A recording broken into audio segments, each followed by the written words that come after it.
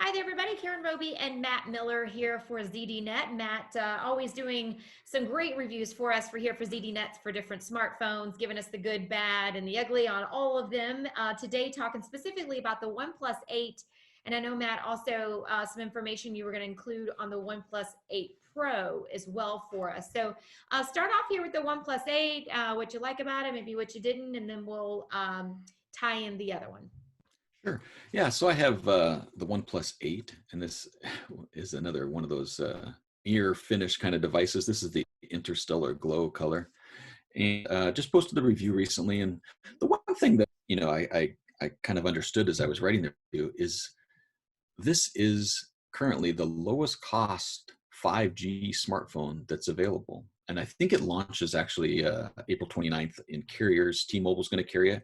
And as a first, Verizon is going to carry it. And we've seen OnePlus, I think OnePlus 6T or 6 came to T-Mobile a year ago. And that was the first official US carrier to get this brand out there. Now with Verizon support, we should really see Plus name kind of take off a little bit more now that there's a carrier support. So the OnePlus 8, this is a $699 smartphone, or $799. This version actually is $799. The difference is the RAM and the internal storage has $100 difference. And it has, even though it's $699, it has all the flagship specs, right? It has Snapdragon 865 processor, the 5G. And one thing about 5G, right, for T-Mobile, it has the low and mid band. So T-Mobile's sub-6 low band is what's available now. When the whole purchase with Sprint and the integration, they will also expand that to mid-band, so we'll have even more 5G coverage. The Verizon variant of this has the MM-Wave high-band 5G. So there is some differences in the version that you buy. It has a 6.55-inch display, OLED display, 3 cameras on the back, 48 megapixel, 16 megapixel, and 2 megapixel. It's a very capable phone, and I don't know if you've used OnePlus before, but it's a very stock Android experience.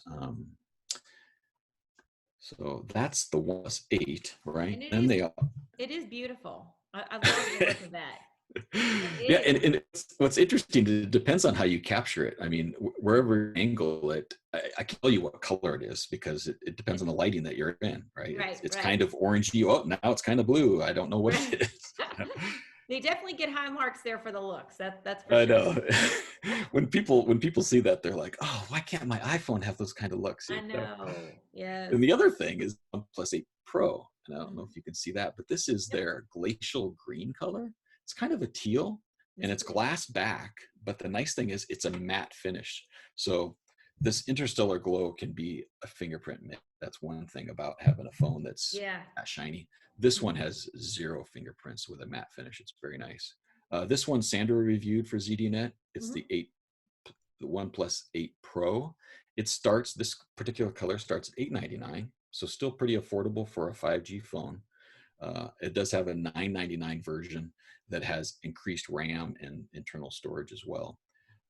Some of the differences between the two devices are the cameras, right? This one has one more camera on the back, and the cameras are actually different models. So the OnePlus 8 Pro does have a bit better camera performance, but you really, I mean, the majority of people that are sharing on social networks and stuff, you're going to be able to take great pictures with this camera.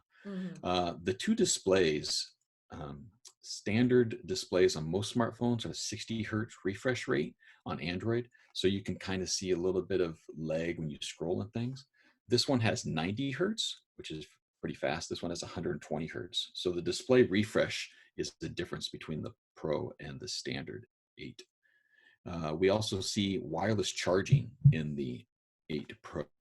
So you can just set it down on any Qi charger and charge it. You can actually purchase I believe it's a $70 OnePlus charger that will do fast wireless charging as well.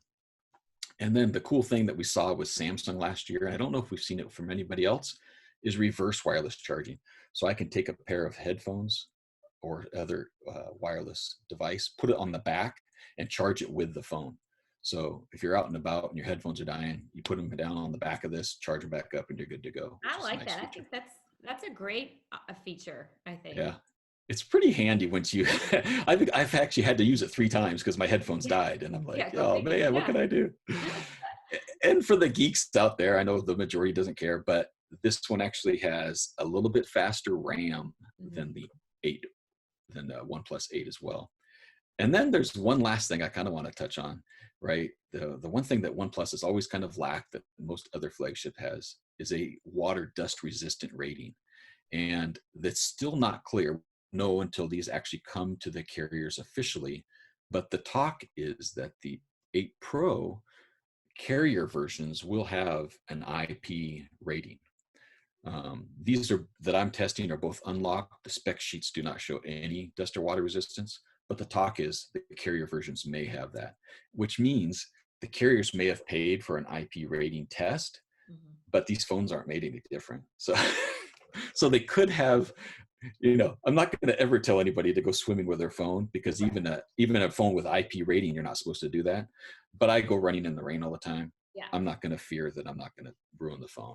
I think it's there. So Yeah. yeah, so two really, gorgeous phones and very affordable phones for a 5G phone. Yeah, and that's what one thing I wanted to before we wrap here to make sure, because you said it at the beginning, and just to reiterate, this is the lowest priced 5G when you were talking about the OnePlus 8. Right. Okay. Yeah. Previous to this, 5G really launched with a one note with a Mhm. excuse me a Samsung Galaxy Note 10 5G version last fall, and so Samsung kind of set the bar. Motorola has some add-ons and things, but at $699, the OnePlus 8 is the least expensive 5G phone you can find. So if you're kind of interested in 5G and you want a great phone too, it's not a bad purchase.